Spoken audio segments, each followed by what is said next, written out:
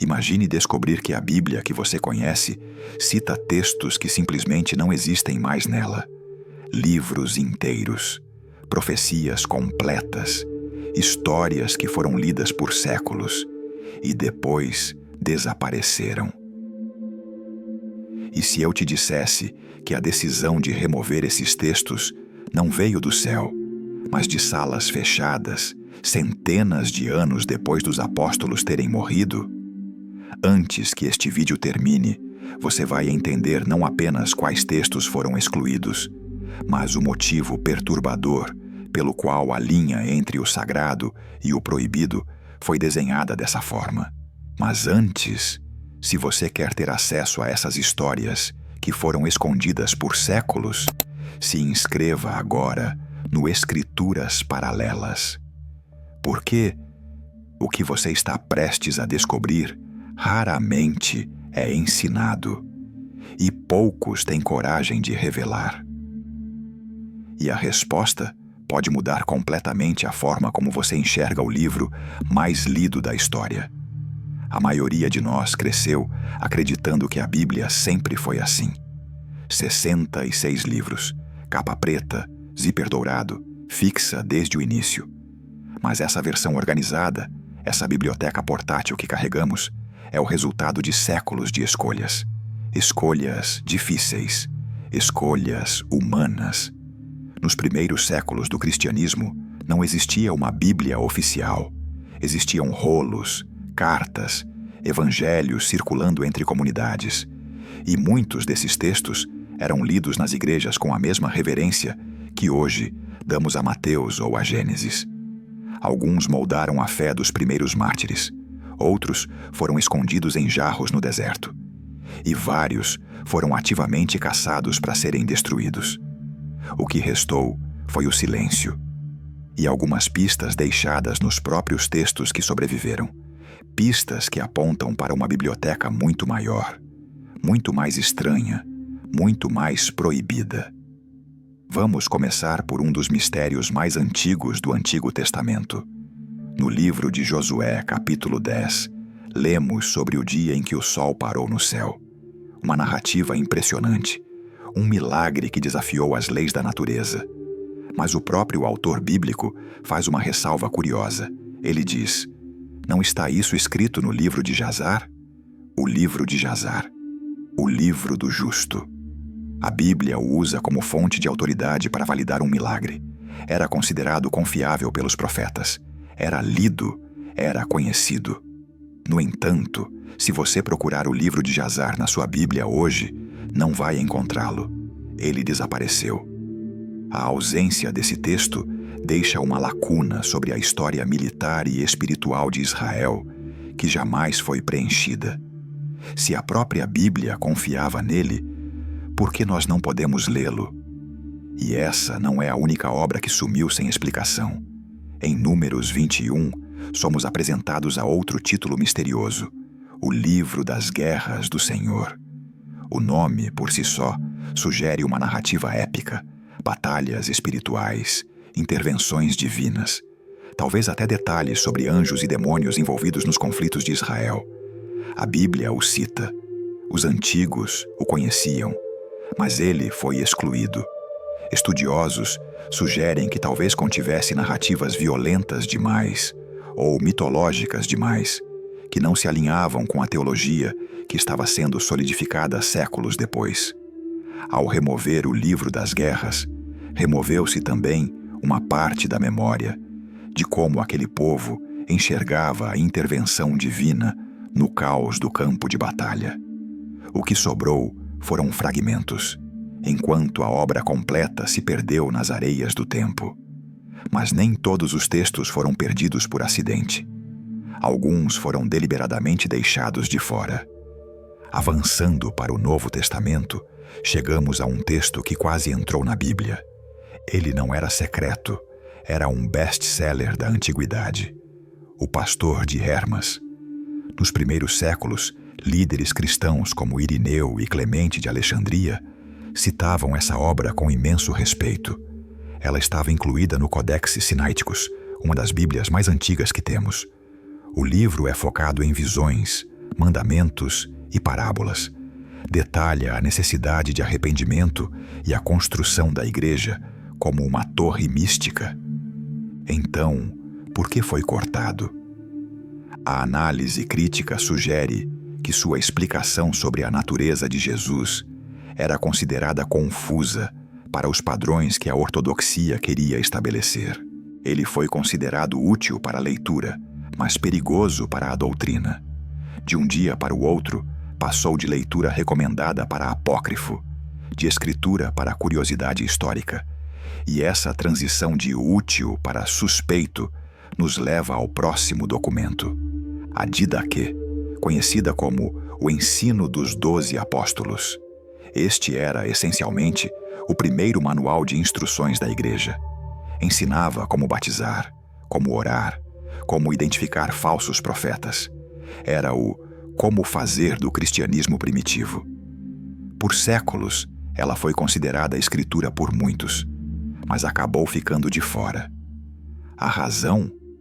Talvez fosse sua simplicidade, ou suas regras rituais que, com o tempo, a igreja institucionalizada já havia ultrapassado ou modificado. A Didaquê nos mostra uma igreja primitiva muito diferente da que se tornou oficial nos séculos seguintes. Ler a Didaquê é olhar para um passado que foi superado e talvez por isso arquivado.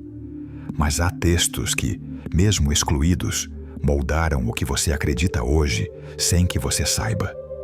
Você sabe os nomes dos avós de Jesus? Joaquim e Ana. Você sabe que Maria teria sido apresentada no templo ainda criança? Essas histórias não estão em Mateus, Marcos, Lucas ou João. Elas vêm do proto-evangelho de Tiago. Este texto foi rejeitado do cânon oficial. Foi considerado fabuloso demais. Continha detalhes lendários sobre a infância de Jesus e a vida de Maria que os teólogos consideraram pouco confiáveis historicamente. No entanto, a tradição, a arte e as festas litúrgicas absorveram seu conteúdo. Ele é o exemplo perfeito de um apócrifo que foi expulso pela porta da frente, mas entrou pela janela da tradição oral. A igreja rejeitou o livro, mas abraçou a história que ele contava. E isso nos leva a um texto que não apenas foi rejeitado, mas que desafiava a própria estrutura de poder: o Evangelho de Tomé. Descoberto em 1945, nas cavernas de Nag Hammadi, este texto não narra a vida de Jesus, não conta milagres. São apenas 114 ditos, frases soltas de sabedoria. O problema é o conteúdo. Em Tomé, Jesus diz que o reino de Deus está dentro de você e fora de você, e não em casas de madeira e pedra. Isso sugere uma espiritualidade direta, sem intermediários, sem necessidade de sacerdotes ou templos. Para uma igreja que estava se organizando como instituição hierárquica, um texto que dizia "você tem o acesso direto" era extremamente perigoso. Tomé não foi excluído apenas por dúvidas sobre sua autoria, mas talvez porque sua mensagem minava a autoridade daqueles que estavam decidindo o que era e o que não era sagrado. E alguns textos foram rejeitados não por teologia, mas por busca de pureza textual. Bel e o dragão. Em algumas bíblias católicas e ortodoxas, ele está lá, como um final para o livro de Daniel. Nas protestantes foi removido. A história mostra o profeta Daniel agindo quase como um detetive, usando cinzas espalhadas no chão para provar que os sacerdotes de um ídolo estavam comendo as oferendas à noite, e não o deus Bel. É uma história de inteligência contra a superstição, mas foi considerada por muitos reformadores como uma adição tardia, uma lenda folclórica que não possuía a mesma inspiração divina do texto hebraico original. A exclusão aqui não foi por perigo doutrinário, mas por uma busca de pureza textual, uma tentativa de voltar às raízes, cortando o que parecia ser um acréscimo humano. Mas nem todos os cortes foram tão racionais. Alguns foram feitos pelo puro horror. E aqui precisamos encarar o elefante na sala. A pergunta desconfortável que surge diante de todos esses livros rejeitados: quem decidiu? Quem teve a autoridade de pegar uma pilha de manuscritos e dizer: este é palavra de Deus e este é apenas papel? Não foi uma voz trovejante do céu. Foram homens, foram concílios, reuniões de bispos, debates acalorados em cidades como Hipona e Cartago, séculos depois dos apóstolos terem morrido. Havia política envolvida, havia combate a heresias. A seleção do cânone foi um processo de proteção da doutrina, sim, mas também foi um processo de exclusão. Definir o que é a verdade implica necessariamente silenciar as outras vozes. E isso nos leva ao texto mais controverso de todos, o livro de Enoque.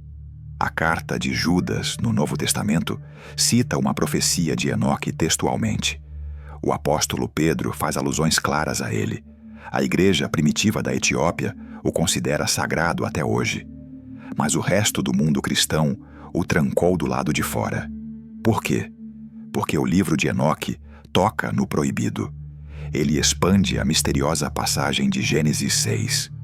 Fala sobre os vigilantes, anjos que desceram à terra, se relacionaram com mulheres humanas e geraram gigantes, os Néfilim. Enoque descreve uma tecnologia proibida, ensinada por esses anjos à humanidade: metalurgia, feitiçaria, cosméticos, a arte da guerra. Ele apresenta um universo povoado por espíritos, demônios e hierarquias celestiais complexas que explicam a origem do mal de uma forma que a teologia tradicional achou difícil de controlar. Era fascinante demais, perigoso demais. Dava muita atenção aos anjos caídos e aos mistérios cósmicos. Para os líderes que buscavam ordem e sobriedade, Enoque era radioativo. Mesmo sendo citado pelos apóstolos, foi empurrado para as sombras. Rotulado como curiosidade, jamais como escritura para as massas. Isso não significa que a Bíblia que você tem em casa é falsa, mas significa que ela é o resultado de uma escolha. Uma escolha que privilegiou a clareza doutrinária em detrimento da complexidade mística.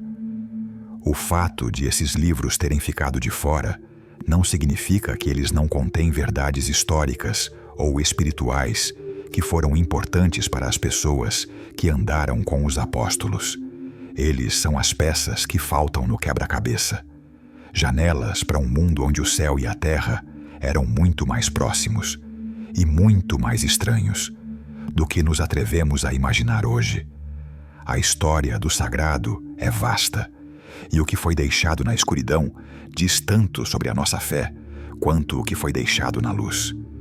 Mas a pergunta persiste: se você tivesse a chance de ler apenas um desses livros proibidos hoje, qual deles você abriria primeiro? Deixe sua resposta nos comentários com a palavra arquivo e o nome do livro. E se você ficou até aqui, você faz parte dos poucos que não têm medo de questionar o que sempre foi dado como certo.